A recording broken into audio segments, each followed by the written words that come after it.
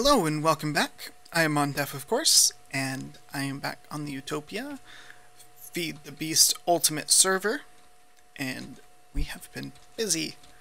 All three of us, myself, Malytrax Palm, have been busy doing bunches of different stuff. Let me just quickly run you through what we have done, then we'll get into today's project. The first thing, and this is pretty major, is this. You may very well recognize this as Mistcraft stuff. The basic idea in Mistcraft is to collect these pages, which you can find in dungeons throughout the overworld or in the Twilight Forest, or you can make descriptive books, which is why you need this guy as the bookbinder, to make random worlds, which are incredibly unstable.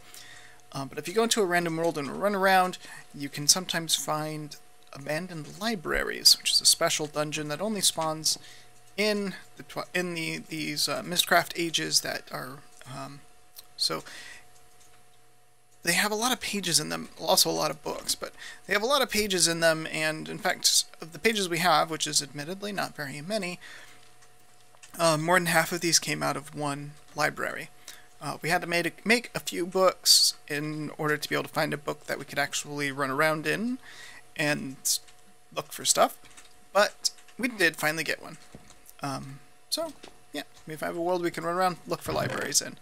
We've got a bunch of stuff in here. It also means that, because we're doing Mistcraft now, I have, as part of my toolbox here, as part of my tools, I have a linking book. This is my emergency linking book in case something were to happen and I get stuck in an age. I'm always going to carry that with me as a tool.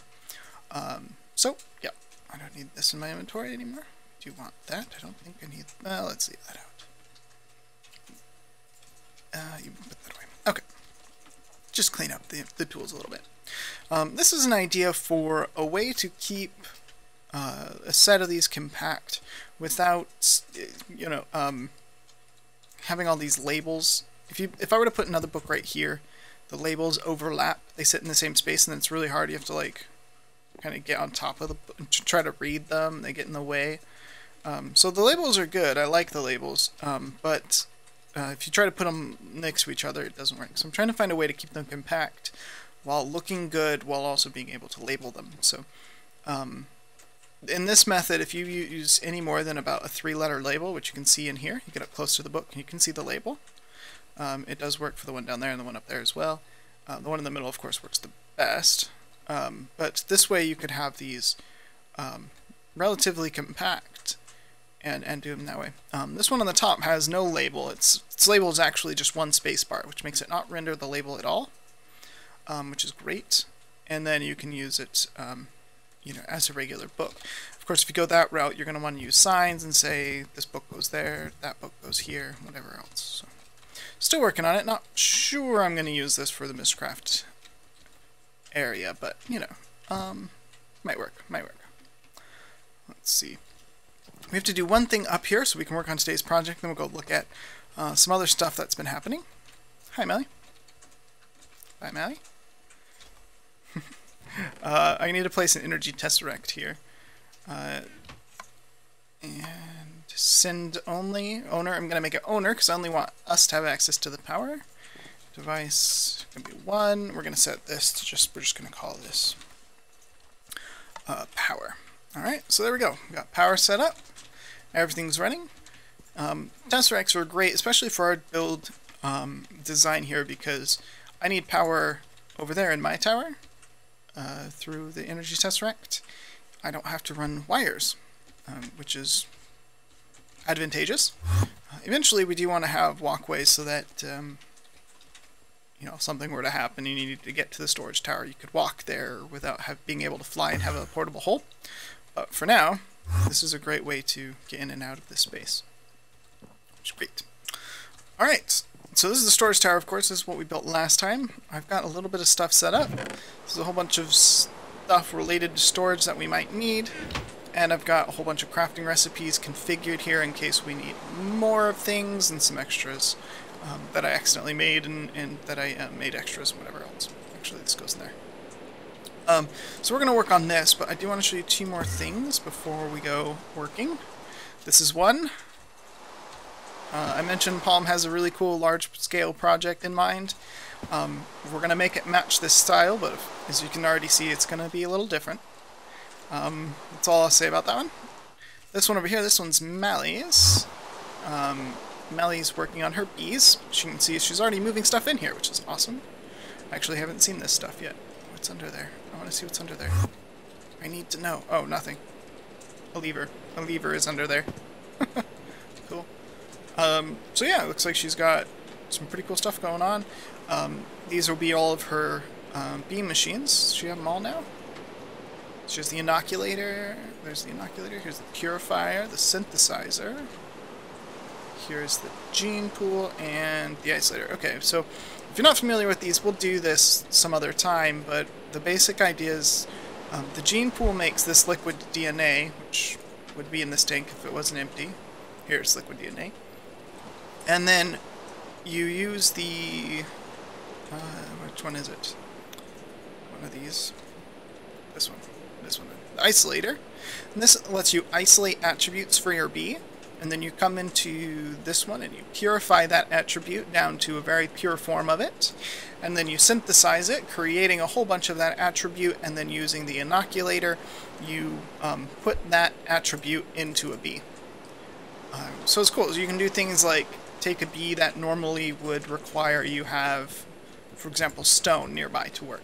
And you can instead say, instead of requiring stone, require flowers. And you can take the flowers attribute from one bee, give it to another bee, and be happy.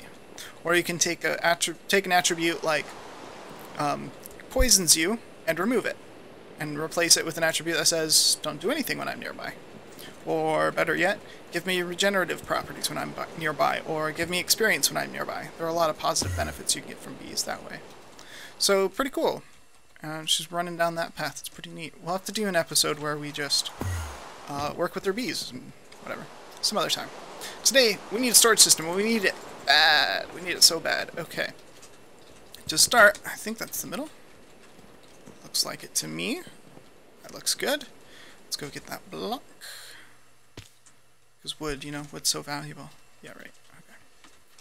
There we go. We're going to put that right there. There we are. Come back up. I do need it to place the Tesseract, though. Could have used any other block, but I used that one. Power. We need this to be receive only. Doesn't really need to be, but I don't know why I have a... I need it to always be either send or receive only. With energy, it's not as important as it is with like items transports, but nevertheless, I just kind of have to have them be that way. Alright, so we've got power to this room. Now, anytime you design a system, it's good to start with power. It's good to keep power, at least keep it in mind, at the very least. But it's a good idea to start getting your power placed so that you're not so stressed about how you're going to power it, where are you going to get the power from, that kind of stuff, as you work forward. So I'm going to starting with power, and it's going to be down in the ground, right there. That's power source. Alright.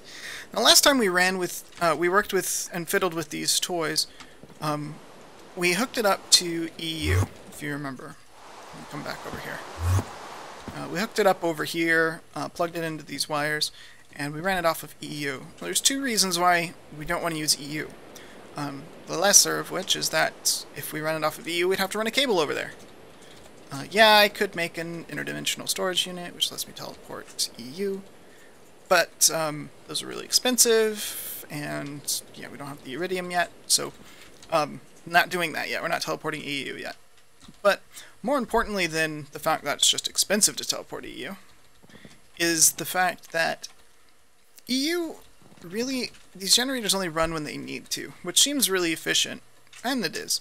But it also means that if I was running a constantly running system, like the storage system will be, then my generators will have to be constantly running, which means that my generators, if I spike the system with something, my generators can't keep up. So EU, I like EU a lot for spiky power systems or things that you use occasionally. So like the electrolyzer, the spikes the EU requirements. It's very EU intensive. And running it off of EU as opposed to trying to run something like this off of MJ makes a lot more sense. Okay, in this example, there's no industrial electrolyzer that runs on MJ, but it wouldn't make sense even if there were. Right. Now, MJ has the advantage of these engines being able to constantly run. Now, yeah, I could turn them off with redstone power, but it's a lot easier for the system, the whole thing, as one unit, to be able to leave these constantly running. As well, once you think quarries run on MJ, quarries can act as an MJ dump, so anything that you don't use in your systems, like storage or whatever else, can get dumped into the quarry, which will suck up the rest of your power. Okay, quarries have a limit, but it's pretty high, so not the end of the world. Now, for us, that means MJ is great because it's constantly running, and we want our storage system to be constantly accessible, and it requires power, so it's going to be constantly running. Here we've got the controller unit. Just see, it's using power, 3 units of power per tick. It's great. And we've got these two tours that we already played with before, the access terminal and the drive. Both very important units. We're going to place the drive out here, and we're going to put the access terminal on top of that. We're putting the drive under here because I do want to be able to see when these drives fill up. I want that to be visible, but I don't want it at eye level. At eye level, I'm more interested in seeing the controller block now, or the access terminal. Now, as I right-click on it, you can see my chat block, unable to communicate with controller, because these are not plugged in together, which is why we need some ME cable. There we go, which is kind of expensive, takes a lot of quartz. Now, it's worth noting that cable counts in the controller.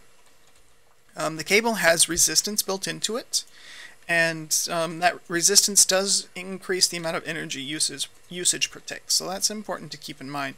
Now, engines are pretty cheap, and we have basically infinite lava through our pump and liquid tesseract from the nether, so I'm not really worried about how much energy we use. If we pull too much out of the system, we'll just make more magmatic engines and everything will be fine. But it's important that cables use power. It's also worth noting that each of these blocks act as cable as well. So the access terminal is now powered through the drive, through the two cables to the controller.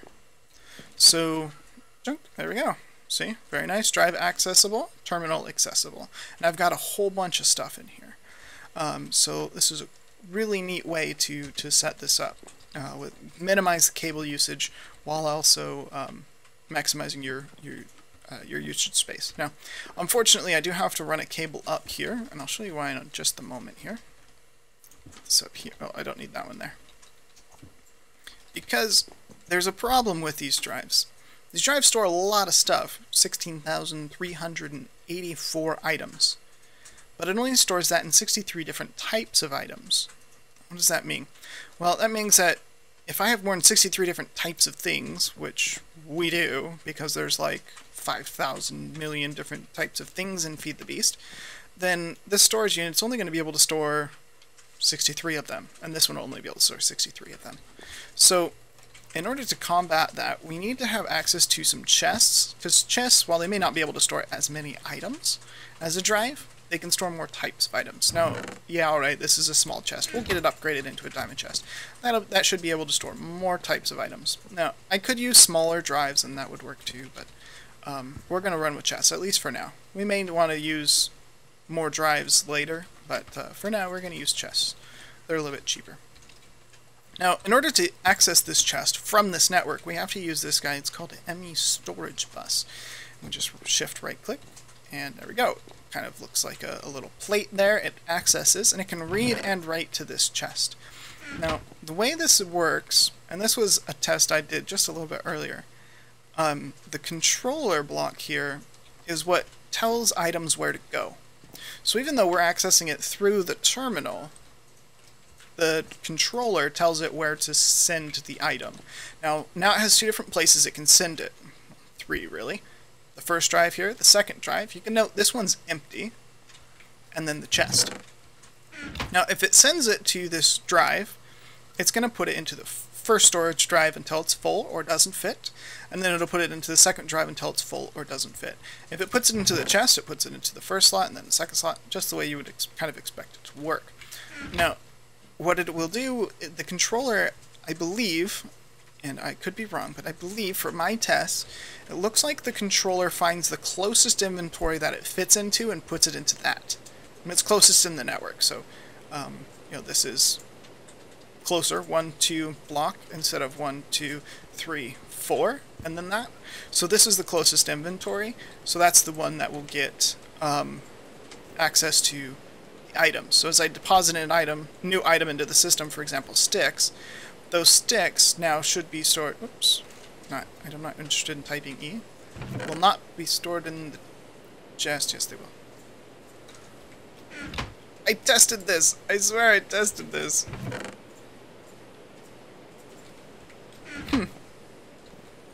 Well, that is curious. Why doesn't that go in the drive? Now I'm really confused. It did this extremely reliably before. If I put these into the chest, they'll be accessible, of course. If I pull them out, put them in, they're back up there. I wonder if it has like a smart identifier. Maybe that's why. Let's put dirt in. Let's see if dirt goes to the chest. It does. Why does that go to the chest? If I pull jungle wood out, which wasn't in the chest before, and I put jungle wood in. Jungle wood, this was one of my test items with this exact configuration. It goes into the chest. How bizarre is that? Huh. That's curious.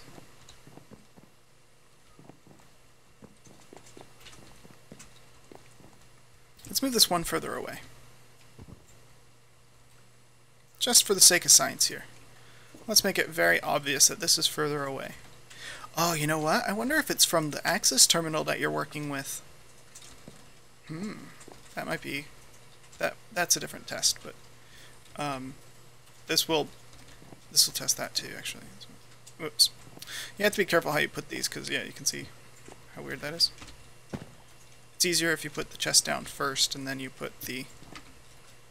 Give me the cable back. They're expensive. And you put the bus down second. Alright, so that is now further away from both the ME terminal and the controller box. So let's put something in here now that's not in the system, like jungle wood planks. Let's see if that went in the chest. It did. Huh. Sticks also went up there. Now, cobble shouldn't, because cobble's already in the system, so that should try to stack where it is already in the system. So it's a little over 3 stacks of cobble, and that's not in the chest. So I wonder why it uses the chest instead of using the drive. Because this is now in an Euclidean distance, which is the actual distance. This is further away, and in the network distance this is further, because this connects us that directly. This is 1, 2 block, this is 1, 2, 3, 4, 5, 6 block, and this one is 1, 2, 3, 4. 1, 2, 3 block. So why would you put anything into the chest at all? It doesn't make any sense to me. Alright. I'm gonna do some research. I'm gonna see if I can figure out how these guys interact, because I would like to be able to make it so that the chests get accessed last. That's the goal here. So that my drives fill up, and then as the drives fill up, it still has a place to go. It goes into the chest, and as we see items in the chest, we can know that we need to either add more drives or get things figured out so that things are a little bit more manageable. The chest basically, I want the chest to act as an overflow to the system and not as a typical storage location. So I'm going to do some research. I'll be back and tell you what I learned. Alright, it is quite a bit later in my day. Did lots of testing with this, read the wiki 3 or 4 times, and here's what I discovered. And this may not be 100% accurate, but this is the way I found it to work, and I can now accurately predict the behavior of where items are going to go inside of the network. Currently I only have one drive installed in here. It's the drive that already has some stuff, so there is some stuff existing inside of the network. I'm going to go ahead and take these test items out. Now, of course, if I put something into the network, the only place for it to go is into that drive, so that's pretty simple. This has 6 different types of items. If I add another one, it should now have 7 different types of items. That makes tons of sense. If I put a second drive in here and I add another item to the network, this one, for example, now this will have 8 different types of items. Also makes a ton of sense. The second drive waits until the first drive is full and becomes necessary to use the second drive. Now, when I add this chest, I said I was under the impression that the closest inventory gets used first, and the closest to the network controller, to the ME controller unit. And then we tested this and we're like, what? It doesn't work, right? Okay. So coming back into the terminal, I put the sticks in it. Those sticks should now be in the chest. Bam. Now that's not because this block, which is the storage bus, takes precedence over the drive. No, it's because it was the most recently thing added to the network. What? What? The thing added to the network most recently takes precedence over all other storage devices on the network. Now, if we dismantle the network, for example, we take this off, and now the network you can see is nothing, and we reassemble the network, blammo, now it'll search the network, and as it finds things, it puts the closest inventories at the top of the to-do list. So my sticks, which in this exact same configuration were previously going into the chest, this has 8 different types of items in it, put it into here, now that went into there. 9 types of items, and we can confirm that the chest is empty. Because as it searches the network, this is me assuming, I didn't write the mod or anything like that, as it searches the network, it finds this one first, puts it at the top of the to-do list, the top of the to-store list, and then it continues to search the network, and it finds the chest. Now, if we break this ME storage bus item here, we reassemble it. For some reason, instead of having this find its correct location in this list of to place items, it gets added to the top of the list because it's the newest item on the network. So if I go into here and I pull my sticks out and I put my sticks in, those sticks now went into the chest. Huh. So that does change a little bit of our plans, but not most of it, because that means it's easy. All I need to do is pick up that block, put it back down. Now all of a sudden this behaves the way that I intended it for it to behave, where items go into the drives instead of going into the chests. Once the drives are full, the chests will get used. But that does mean that I don't want to constantly be coming back in here anytime I make a modification to the network, right? I want this to be easily accessible so that I can easily disconnect this cable and put it back down. Luckily for us, there's a cable that does exactly that. And I don't know if I made... Let's see. I don't know if I made a plan for this. Basic bit drive, an interface, a bus, storage monitor. No, I didn't plan to use this. So here it is. The ME Dart cable. This is the item that we need. 2 of these, 2 pieces of redstone, and I need to make a lever. Do I have any wood on me? I do. Thank goodness. I also had those sticks, which we were playing with in the network. Whoops. It's in the drive, so we can get it from the terminal. I gotta get used to hitting escape to get out of that network screen. And a lever. We can now make this. We're gonna need another lever. I should have just made 2 while I was at it. There we go. The dart cable. And actually, this is used in a number of recipes, so I'm gonna go ahead and make a plan of this. I don't usually use these plans and things in the project table because I don't find them useful most of the time. But these recipes are so bizarre to me that I think they're going to come in helpful. Alright, so I have an ME Dart cable. The ME Dart cable we are going to put right here. Okay, now if we check the network, we can see the network's not connected to anything. Right, so what we need to do is add redstone power. So we'll make another lever. And we add redstone power to the cable. You can see it changes its visual state. Off and on. And now you can see it's got 1 dart cable, 2 pieces of cabling, the drive, the storage bus, and the access terminal. Turn it off, and nothing. This actually creates an interesting idea for me, which I'm thinking of just now. I didn't think of this before I started recording. I wonder if there would be an easy way for us to detect a player inside of this area, so that while there's players... or online. I wonder if there's a way we can detect players being online. I'm going to do some research. If there is, then if any of the 3 of us are online, then this network turns on. It initializes the network, and the chests behave the way we intend them to. If we put sticks in it, it goes into the storage drive and not into the chest. And as we pull things out, everything works exactly the way we want it to. And then as we log out, the network goes off, which as well will save us power, which would run our quarry faster and things like that. as well as providing us with the ability to do other things. Now, thinking out loud here, that's a bad idea. Because if we're running our quarry, we need it to go somewhere. So it needs to go into the storage network. So, alright. So we'll just use this the way it was I originally intended it, which was to, we're going to add a button or something like that out here somewhere that we can access, we can push, and we'll wire it up to that. For now, we're just going to go ahead and use the lever, but we'll have to figure that out so that we can easily turn this cabling on and off without affecting our ability to use the rest of the network. So, yeah, M-Dog must be here visiting. It's not just me, it's all three of us. Alright. So, luckily I can use this design, the one I liked from the beginning.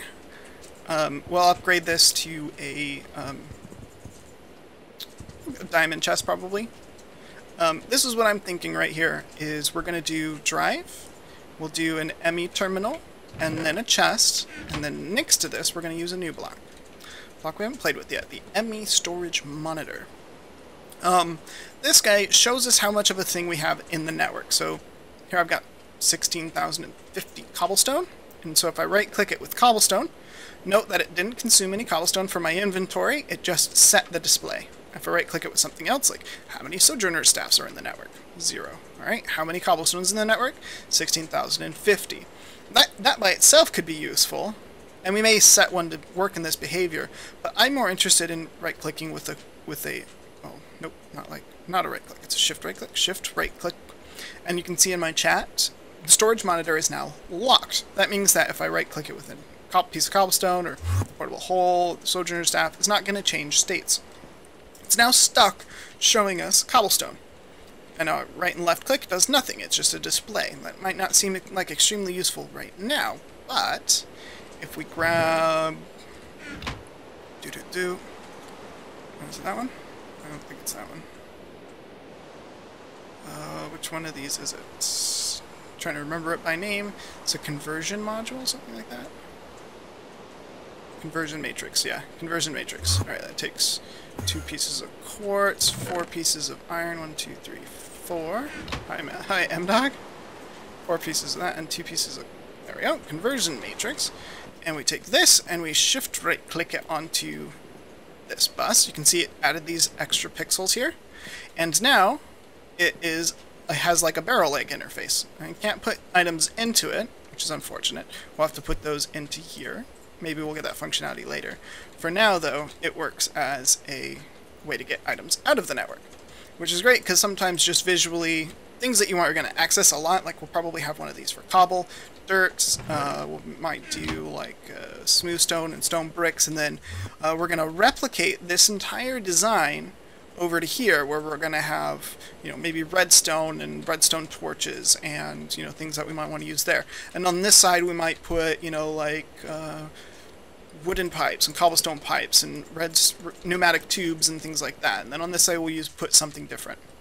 I'd like to put 3 of these vertically up to here on each side of this. So this tower will be one thing and then this will be another. And then we'll do something with this little corner space to stylize it and make it look nice. But that's kind of the design that we are going to go for. And everything works the way I want it to. I made this block over here as we were running tests. Just before we figured out how that worked, I wanted to run a different test. This is the ME pre-formatter. I just don't want you to worry about this right now. If you want to play with it, it's cool. What it does is it lets you pre-assign what can fit into a drive. And we will be using it, but we're going to get the basic device layout set up first. Okay, so that's quite a bit. Now I need to craft some stuff so I'd like to get this face configured and looking decent, make sure it looks good as a set. So I'm going to do some crafting, and I will be back in a moment. Alright, I think that looks pretty cool. I went ahead and upgraded this diamond chest because as I was looking at these little corners and the accent points on these blocks, I was like, it's the same color as diamond, isn't it? And yeah, sure enough, it's pretty close. Close enough that it looks really good with the diamond chest on it. if I do say so. Which I do, obviously. Said it. So yeah, it looks pretty good. I like it. I don't like the torch being right there, but, you know, we'll figure out lighting. So it looks pretty good, pretty good. We'll have to figure out what goes here, what makes the most sense. These are my basic sketching blocks, so cobbled dirt, netherite, those will probably stay together. I don't know what we need to put here. This is redwood planks, yeah, and then smooth stone and glass right now. But let me just show you how easy it is to change these. Now, if these were barrels, changing these would mean pulling everything out and loading it into a different one. You know, when it's only 42 and 1, no big deal. But when it's 16,000 and 700, that makes a huge difference, right? So if I want to change one of these, I just have to pull out my wrench and unlock it. So if I want to say remove glass, shift right click, monitor is now unlocked. And then assign it with something different. For example, maybe I'm interested to see how many quartz crystals are in the network. There we go, 0 if I start putting my quartz crystals into the network. 32. Shift right click it with my wrench, and now it's locked, and I can click it. And so you can see that it is empty. The other advantage over barrels, okay, it can be used inside of this network, which is awesome. You can, you know, you can easily change their locations, which is awesome. But even when it's empty, it still displays the item. So you don't go, oh, what was supposed to be in this barrel? Nope. Quartz. 0. 0 quartz. There's only 2 disadvantages I can think of. 1, they're a little bit expensive compared to normal ones. And 2, you can't put items into these. You have to put them into the ME terminal, which I don't think is a huge deal. We're going to have ways to put things into the network that'll be way more convenient than coming up to barrels and sorting manually or dumping into the ME terminal anyway. Put another way, this also automatically sorts all your stuff into the barrel interface, which everyone seems to love. So automatic sort, and you can stack them vertically, which is awesome. So this is pretty sweet. I like it a lot. I hope you guys do too. If you don't like it, let me know why. But we're going to keep with it. There are some really neat automation things that we can do as we expand the network. And I'm not sure we'll do that next time, or if we'll do we'll do something different. But at least before next episode, I am going to do my best to expand what we have here onto the 4 other faces. So at the very least, I want to have access terminals on all 4 faces. I don't know about the drive. You know, we might just make empty drives and put them down if we have the things. But we'll try barrel interfaces in the ME thing. Maybe we'll try to go for just. Maybe I'll just try to do the whole thing. I'll do as much as I can. I'll get as much as this as I can repeated on all 4 of these sides, so we can start to move forward with the rest of this room. As you look at this, you're like, you have built this entire tower just for that? No, I didn't. No, I did not.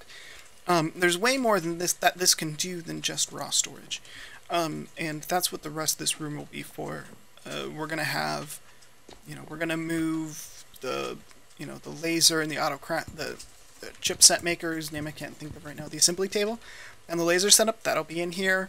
We're gonna move furnaces, all of that will be in here. We're gonna move all the ore processing, on all of the specialized crafting tables, all of that stuff will all sit inside of this tower. So this would be storage and crafting, and then we'll have, you know, so that's what will go in a kind of a circle around the outside-ish, or some sort of diagonal, octagonal type thingamabob. That's what will sit in the rest of this space.